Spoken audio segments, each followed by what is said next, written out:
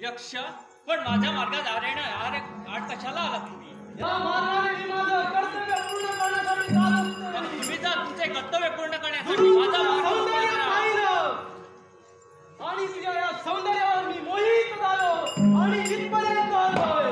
आग लागा तुमच्या सौंदर्याला. अगं मालिनी, अगं ऐक तरी. काय ते? अगं तू आणि मी मिळून प्रेम करूया, प्रेम. काय खबरदार तुझं यावेळी प्रेम करणार तू. अगं तुला माझ्यासारखा नवरा बघून भेटणार नाही. काय तुझं थोबाड आरशात थोबाड बसून ये.